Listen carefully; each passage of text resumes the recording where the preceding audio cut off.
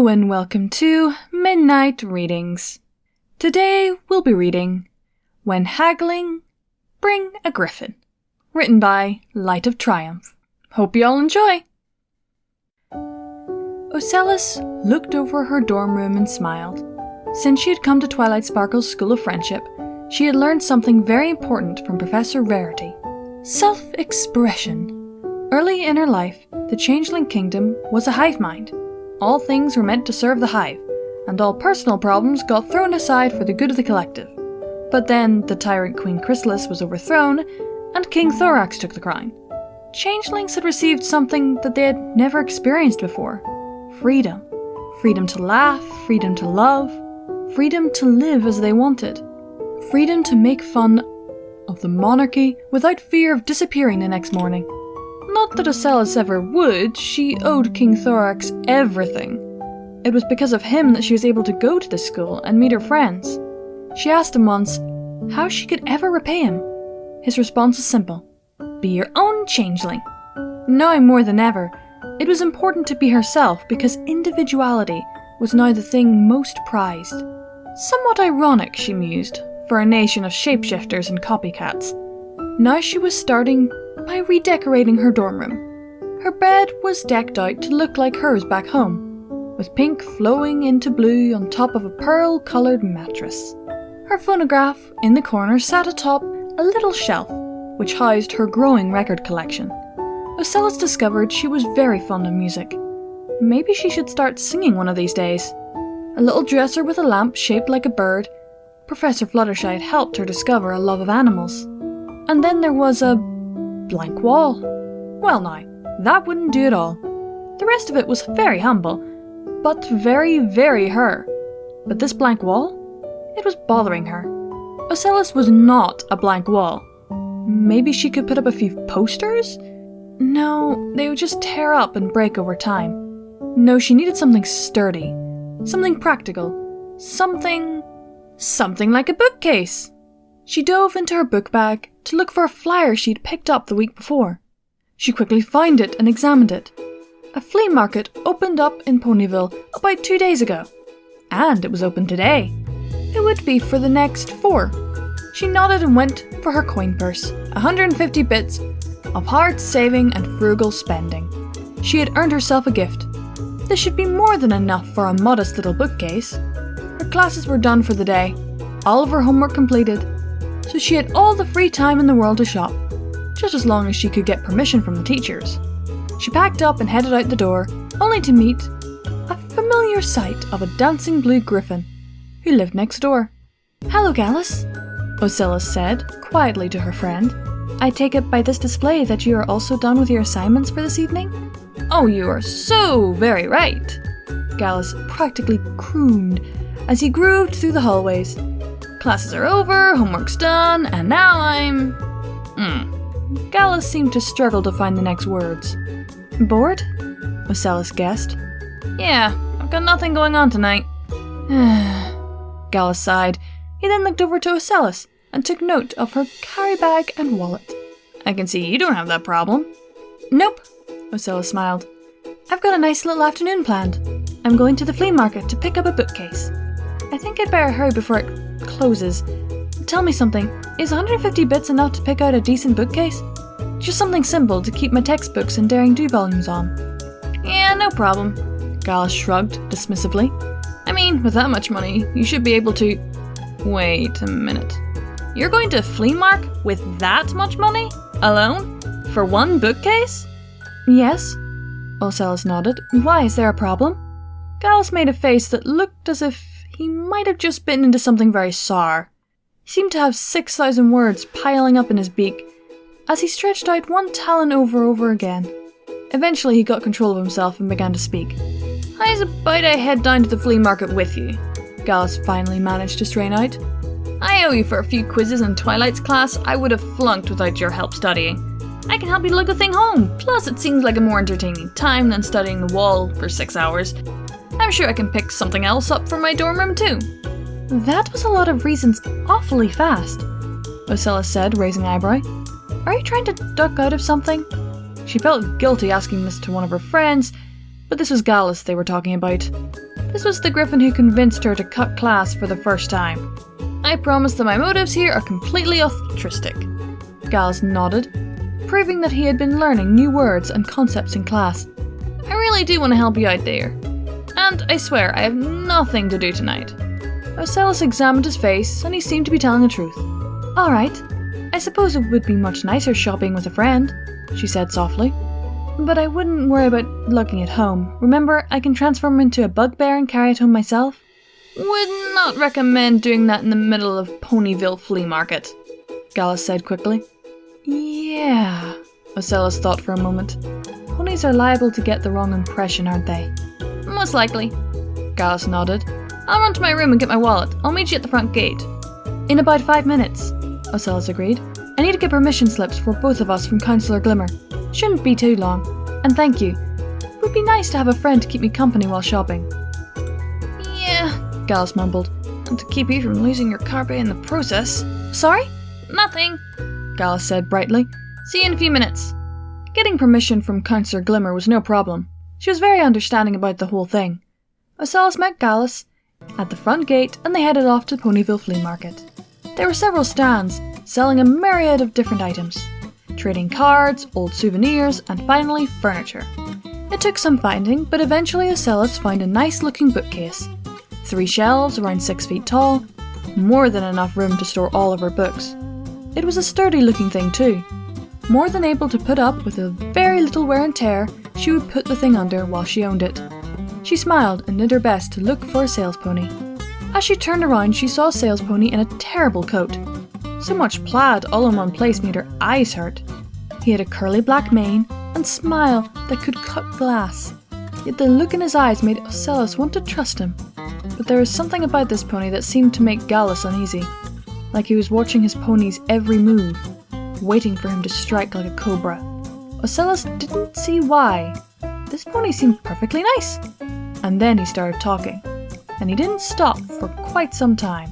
Welcome to the wonderful world of furnishings and home fittings, said the pony at light speed, slinking his way over to Ocellus and Gallus. It's nice to meet you, it's nice to meet you. Now let's take a look at you. Busy student, constantly studying, always keeping your eye on the ball. A foreign in the lands, but you're friendly at all. Your eyes match your wings, but there's a hole in your life. Well, let's fill that hole with wood and nails. If there's one thing you can count on, my friends, it's that you can always get a good deal with Shelf Woodknock. Why? Because I mark up nothing. I know you can call me crazy. You're crazy, Shelf, Gallus said dryly. Okay, let's talk crazy. Shelf continued to ramble. Let's talk chairs, let's talk ottomans, let's talk entertainment centers, let's talk the incredible selection of top-line bed frames and mattresses. And I know what you're thinking, my dear friends. What's that, Shelf? Gallus asked, raising one eyebrow. I know what you're saying. Shelf blazed through an obviously rehearsed pitch. You're saying to yourself, where in the world can we find these incredible bargains? Where, Shelf? Gallus asked with mock excitement. Well, you can only come to one place to find them. The Ponyville Flea Market, the stand and set up one and only Shelf Woodknock. Ocellus was losing track of all reality. It was all moving so fast. Just make your way down to Ponyville Town Square, down the road from Sugarcube Corner, right across the street from where the ponies without work hang out. So make your way down there to Shelf and Woodknock's Flea Market stall. Walk, run, jump, hop, limp, crawl. I don't care, just get down here. There was a long, awkward pause, as Ocellus' head was left spinning. You through, Shelf? Gallus said flatly. The sales pony nodded. Shelf is through, folks. Ocellus took a moment to remember why she was there in the first place. Eventually, she righted herself and spoke. Yes, thank you, that was very impressive, she said, sorting out the words in her head. I'm interested in picking up a bookcase for my dorm room, and this one here looks like just the thing.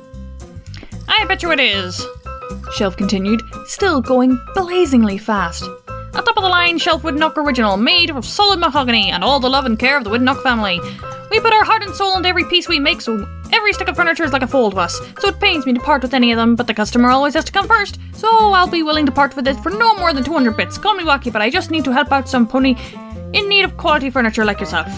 Ocellus' heart sank. Oh dear, I don't think I can afford that, she said nervously. I only have 150 bits altogether. Well, Shelf said, seemingly unfazed. Listen, you look like a decent kid and you're taking lessons from Princess Twilight on the magic of friendship. Your education is important, youngster, and I mean that sincerely. So, I'll tell you what I'm gonna do. Since you're trying to better Equestria and indeed the whole world by your studies, I'm going to give you a student discount. I'll knock 25% off the top for the sake of Equestria. That brings it to 150 bits. That'll be just the stallion I am. Oh, that would be absolutely perfect, Ocellus smiled brightly. My bits are in here. I'll just arrange with my friend how to transport it home. Gallus, could you help with... I already am, he said, peering over the shelf over and over again, examining every inch. Yeah, Gallus nodded, slowly. Yeah, there's a problem with this bookcase. Ocellus stopped short of bringing out her wallet. What do you mean? She asked nervously. Does it have termites or something? Nope. Gallus shook his head slightly, as he looked over the bookcase again and again. No, the problem here is much simpler and more obvious, but actually a little harder to solve. And what could possibly be the problem with my merchandise? Shelf Woodnock said through gritted teeth. Very simple, Gallus said, finally locking eyes with Shelf Woodnock. It's garbage. Ocellus' jaw dropped to the floor as steam appeared to rise from Shelf's ears. Are you questioning the quality of my craftsmanship? He growled at Gallus, now obviously very angry.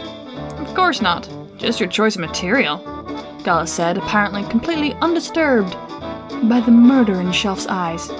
I just figured that to make this thing you'd use, I don't know, wood and nails and stuff. Not garbage like you did here. Though keep in mind, I'm not a carpenter or whatever. My furniture is made from the top-of-the-line material, Shelf growled. Your furniture is made of corkboard, Gallus said without blinking. Not mahogany like you just told us. Anyone who bothered to look over the thing could tell that instantly. I may be jumbling to conclusions here, but I'm guessing that's why you talk so fast, right? To get us out of here before we can realize what we bought? Shelf Woodnock's eyes darted around the flea market, as if he was desperately searching for some sort of viable escape route. Now onto the subject of your craftsmanship, Gallus continued mercilessly. I suppose it is possible that, 3 months ago, max, when this thing was made, you spent time working in the Yakistani furniture factory where you constructed this with your own bare hooves? And that would have been a decent explanation for this great, big, made in Yakistan stamp on the back here. But I can think of a simpler one. This thing was made in Yakistan factory, and you were pretending it's homemade to drive the price up. Of course, I could be wrong, but come on now. You know I'm not. Shelf Woodnock gave Gallus a look, like he was trying to set him on fire with his mind. Steam chuffed through his nose as he thought these murderous thoughts. Gallus continued, completely undeterred. Now, he said, walking around the bookcase to stare at the shelf, right in his flaming eyes. The reason why you're very lucky right now is that my friend here doesn't need anything amazing. She just needs a place to keep her books while she's in class. So corkboard garbage will do just fine for what we need. The problem is, you're trying to charge us for this like it's some sort of priceless mahogany antique. It's not. If that's what we were trying to pay for, that would be great. But it isn't, so we simply refuse to spend that much money. You get me? Ocellus couldn't believe what she was seeing. Gallus wasn't the best student. He could be unfocused and lazy on occasion. Here, however, the griffon was coming off like another genius, dissecting every single little detail of a purchase before making it, and not taking a single word Shelf Woodnock said at face value. It was rather impressive to watch. So, let's start again, Gallus sighed. We would like to purchase this bookcase. It's maybe made out of cheap material, but the build looks alright. It should fit our needs, wants, and this is the most important one, price range very nicely. We'll pay you a profit on what you spent to get this thing. How much was that, pray tell? Shelf Woodnock was hyperventilating now. Soon, however, he managed to calm himself down. Before I do, kiddo, I want to ask you something. He said every word, now trembling with seething hatred he had built towards Gallus. In the short time they knew each other. You wouldn't happen to know a griffin by the name of Gruff, would you? Tallish, one blind eye, and utterly impossible to haggle with. He's my grandpa, Gallus said, his trademark self-satisfied grin spreading its way across his beak. Why do you ask? Say, you two wouldn't happen to have met before, have you? Shelf looked as if he had to physically restrain himself from leaping upon Gallus and strangling him to death. Once again, however, he regained his composure. 50 bits, he said shakily. I got this thing factory direct. And decided to hawk it at a flea market? Gallus said skeptically. Now, Shelf, me and Ocellus came here to Princess Twilight's School of Friendship to learn about the elements of harmony. They're the things that bind magic in our world together. One of them is honesty. And I know I'm no expert or anything, but I gotta be real, Shelf. That didn't sound very honest to me. Shelf Woodnock seemed to make a loud squeak and jump up a little. Ocellus was afraid he was coming dangerously close to murdering the pair of them. She had to give him some credit, though. Even while his prophet was on fire in front of him, he still didn't completely lose it. 20 bits. His mouth seemed to leak like steam escaping a bursting pipe. Got it secondhand from a buddy of mine who was moving to Las Pegasus. Whoa, your buddy actually gave you a pretty good deal, Gallus said brightly. Like I said, cheap material aside, the build of this thing is actually pretty decent. I'd be willing myself to pay 40 bits for this thing, no problem. That seems fair? Without breaking eye contact with Shelf, Gallus called out, What do you think, Ocellus? Does that seem fair? 40 bits sounds just fine to me, Ocellus said softly, quickly realizing her part in what Gallus was trying to do for her. Good as know I can afford it. Yeah, 40 bits seems to work out just fine with my friend here. Gallus smiled. What about you, Shelf? How does 40 bits sound to you? I mean, it's twice what you paid for the thing. It's a tidy little profit, right?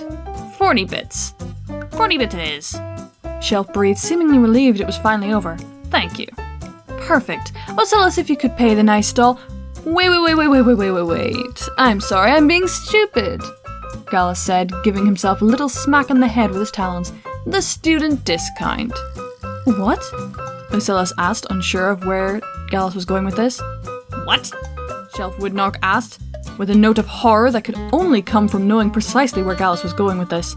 Remember, Ocellus, Gallus said cheerfully, at the beginning of this, because our education was so important, our good friend Shelf was going to knock 25% off the asking price. What a guy, huh? I mean, he talked himself all about how important we were working to better Equestria, and he was going to take a hit for his own profits to do that. That's what I call one stand-up, honest, good-natured sales pony. Almost brings a tear to my eye. All movement from Shelf Woodnock had ceased by this point. Now, all he was doing was looking at Gallus with a sort of desperation. It was the kind of look some pony would give some pony else if they were begging or pleading for them just to stop punching them in the kidney. It was the kind of desperation that realized the only mercy he would find from the griffin's haggling prowess might be the sweet embrace of death. So let's see here, Gallus said, biting his talon as he thought. The price is 40 bits, 25% off that. Let's think for a minute. Let knocks 10 off the top. That leaves the price at... Ocellus, help me out here. I've never been too good with numbers. 30 bits. Ocellus sighed, rolling her eyes. She knew that her friend already knew the answer, but it was hamping up his act to drive home the point. Gallus snapped his talons together.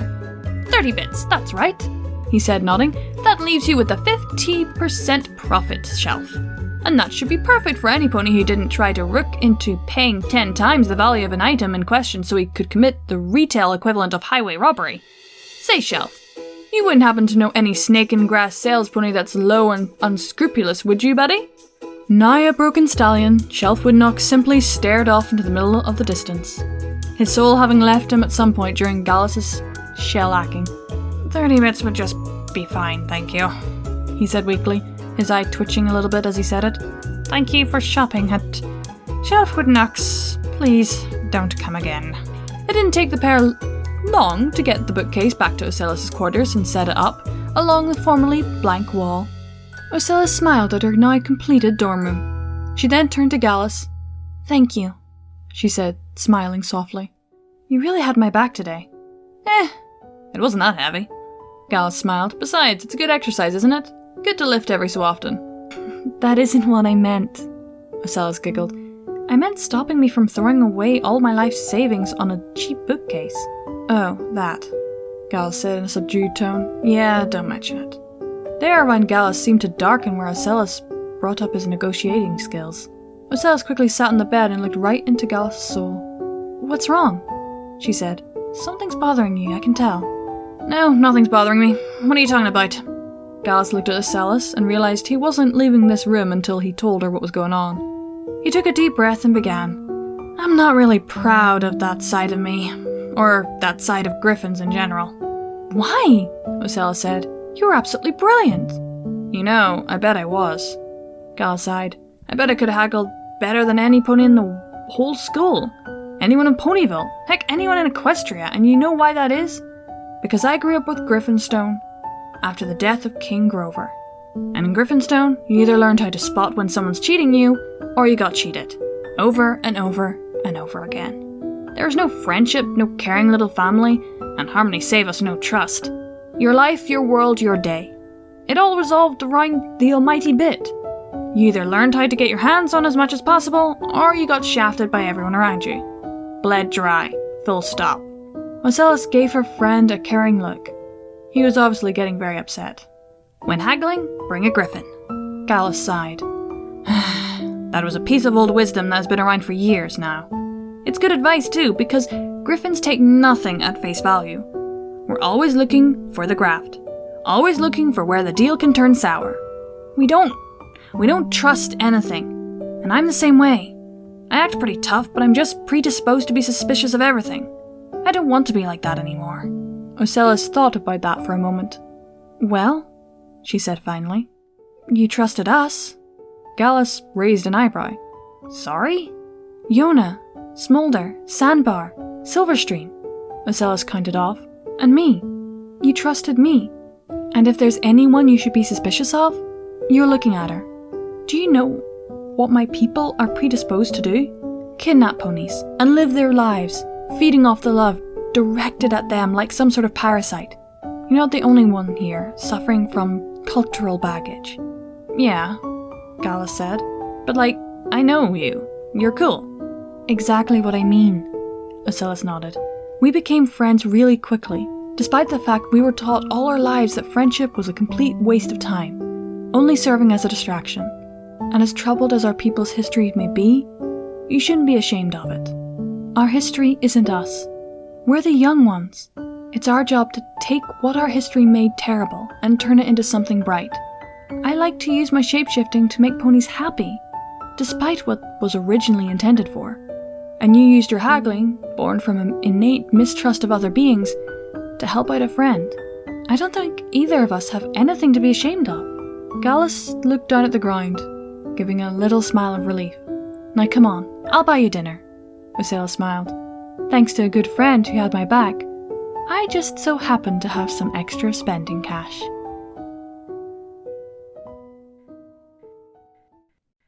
Aww. This makes sense with these two. 'Cause, yeah, changelings were originally suck all the love.